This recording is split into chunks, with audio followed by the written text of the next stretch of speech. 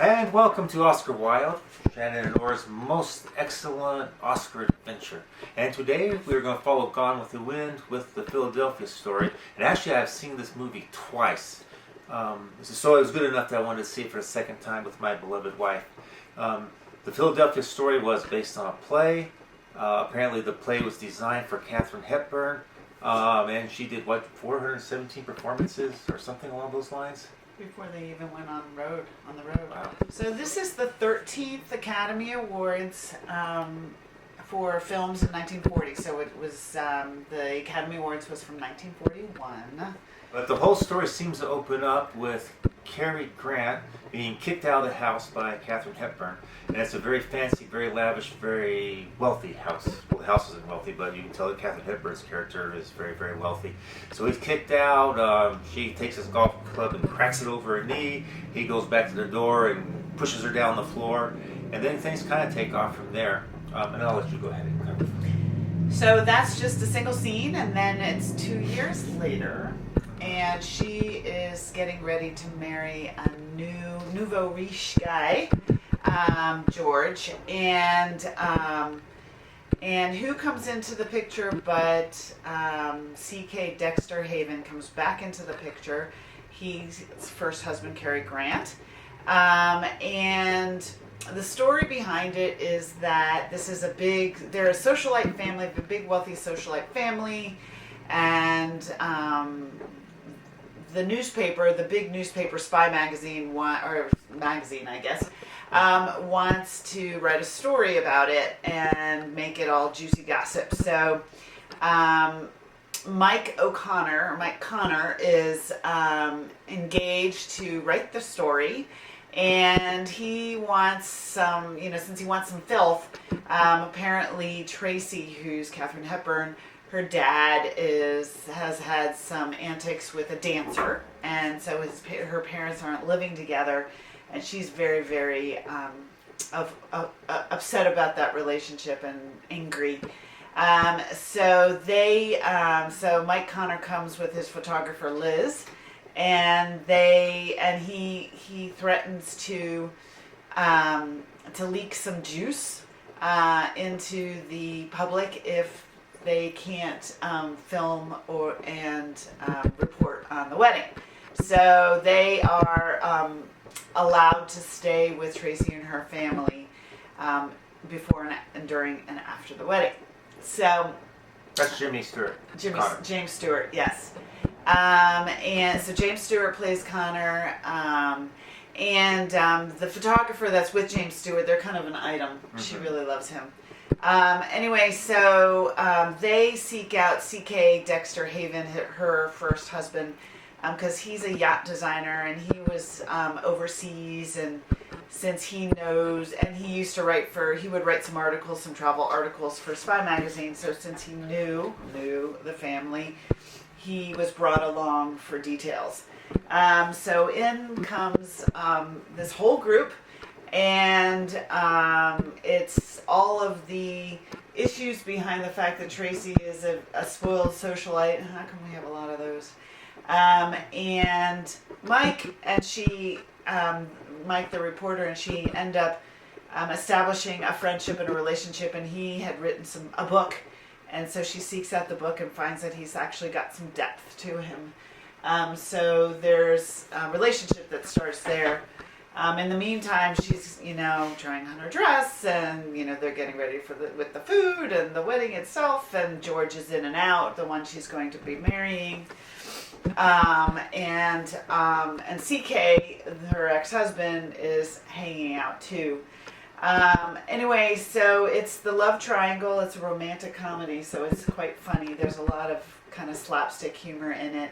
Tracy is not a drinker, so she gets drunk right before her wedding, and she's with Mike and at the pool, and she gets really drunk, and they go swimming, and she kisses him, and it's an innocent kiss, but she kisses him, and George comes into the picture at like 4 a.m. and Jimmy Stewart, Mike, is carrying her, and they're singing, coming back to the house, even though it's just a kiss and a swim. but it looked like something more. So by the end of the movie, George realizes he doesn't know Tracy at all, and Tracy says, "Oh, you don't know me at all," and so they decide that they can't marry. And Liz is all upset because Mike kissed Tracy. Liz wishes that Mike would kiss her. And so there's a wedding awaiting, and so Mike offers to marry her, and she's like, "Oh, you're so sweet, but there's no way I can marry you. I don't love you." And then, of course, CK steps in, and he offers to marry her again, and happily ever after, they go down the aisle. There were lots of good dynamics between Cary Grant and Katharine Hepburn. They had a really good chemistry. They had a great chemistry, and then throughout the movie, they were constantly going back and forth, and all the bickering, and all the fighting, and all the innuendo, and they did a good job with that. So this play was written. The original play was written just for her. In the 50s, it was rewritten. Another movie was made. It was called High Society. So it was a take of Philadelphia's story. Jimmy Stewart won Best Actor, surprisingly enough, and Best Screenplay was, I don't remember the name of the man that wrote the screenplay, but it was a very, very successful film. It actually grossed double or triple what it cost to make. So, and it's one of the only films, one of the very few films to actually have 100% rating on Rotten Tomatoes, which is actually quite a surprise. Wow, I didn't know that. Originally, she wanted to cast Clark Gable and Spencer Tracy, but they were both already engaged with other films, so they couldn't. So it was good though, because I think Cary Grant was so good. I think he did a great job. And Mike Connor, Spencer Tracy. James Stewart was very good too. So yeah, I didn't see Clark Gable actually play in that role. Yeah, but not Jimmy Stewart's role, but Cary Grant's role. Yeah. And I'm trying to think, have there been any women who haven't been spoiled socialites? I don't know, but the end of this movie, she realizes that she's been cold-hearted, and her mother and father actually do reunite during the film too. Mm-hmm. So that was actually kind of a nice ending. The reason why there's a lot of movies at this time that I read that where it's married, divorced, and married again, and it's something related to code where. There can't be extramarital affairs, so the way they do that is marry, divorce, have the relationship, and then marry again, so that it doesn't defy the code. So it's a common theme of that remarrying. That makes sense. It's kind of like what happened with Awful Truth. Awful Truth, they were married, they were getting divorced, and then they realized that they did not want to get divorced. Yeah, there's a recurring theme here. That is certain. Yeah.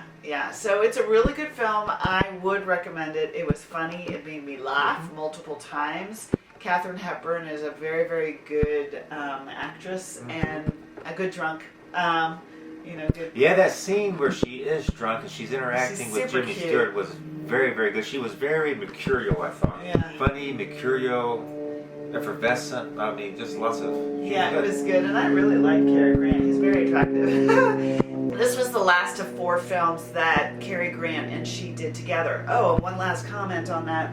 She did 4 films with Cary Grant? Yeah, and this was the last. Wow. But she was considered box office poison prior to this, actually. She was having flop after flop after flop. So she felt like she needed 2 box office male stars in this film to be able to kind of overcome that. And she did very well. So would we watch it again? Absolutely. Yeah, well, I've watched it twice. Recommend it? Absolutely. Definitely. This is a must-see. So next movie we're going to see is the opposite of funny. It should be very, very, very dark. But it's one I've wanted to see for a long, long time. Citizen Kane. So that's our next Rosebud. film. Which I've seen twice. So which I've not seen at all. Yeah. Rosebud. It's a tough film. So until next week, have a great night.